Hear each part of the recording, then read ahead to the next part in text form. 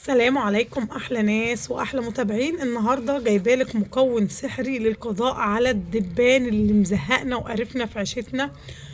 بجد تحفه، وكمان من غير ما ترشي، ملوش ريحه اللي هي تختنقي من الريحه. يعني انا جربت حاجات كتير جدا، بقيت انا اللي بختنق من الريحه والدبان زي ما هو ما بيجرالوش حاجه. فبجد بجد المكون ده تحفه وب20 جنيه فقط لا غير. ب20 جنيه هتقضي على كل الذباب اللي عندك. كل اللي عليك انك هتجيبيه بس تضيفيه في حاجه زي كرتونه كده او زي حاجه بعيد، وهو الدبان اول ما يجي عليه اصلا بيموت لوحده مباشره. فانتي بقى بتوزعيه في كذا حاجه في الشقه، يعني في كذا اوضه مثلا في الشقه، زي كرتونه زي كده تحطيها في اوضه وعليها شويه من المكون اللي احنا جايبينه معانا. المكون السحري ده ب20 جنيه اهو، اسمه سكر دبان. انا لما بروح عند الراجل بقول له سكر دبان، لكن هو اسمه اهو تقريبا اسمه ريندكس. لكن كده كده انا بروح عند الراجل اقول له انا عايزه سكر دبان.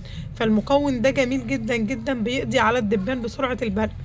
هو كيس اهو ب20 جنيه، بترشي حبه في الكرتونه دي وتسيبيها في اوضه، تجيبي كرتونه تانية تسيبيها، هتلاقيه قضالك على الدبان من باب وموته وريحك.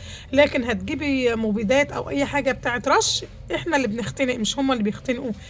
اول ما بيلاقوا المكان اتفتح بيطيروا، بيصحصحوا اساسا.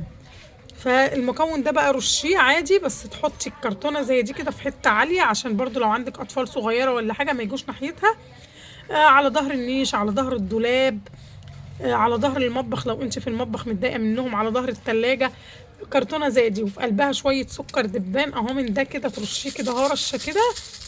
بصوا الحبيبات بتاعته لونها ايه، اصفر كده. هو سكر، عباره عن سكر اصلا، بس تقريبا في حاجه بتموت مش عارفه.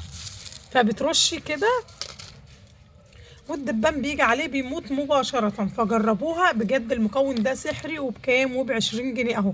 خدوه كده سكرين شوت. واسمه سكر عشان ما تنسوش، يعني سكر دبان. هم الناس عارفينه ان هم بيبيعوا المبيدات بتاعة الارض والزرع والحاجات دي، موجود عندهم. فمش عارفة هتلاقيه عند مستلزمات اللي هي بتاعة المنظفات ولا لا، لكن انا جايباه من عند الناس اللي بيبيعوا الرش بتاع الارض والمبيدات بتاعة الارض والحاجات دي.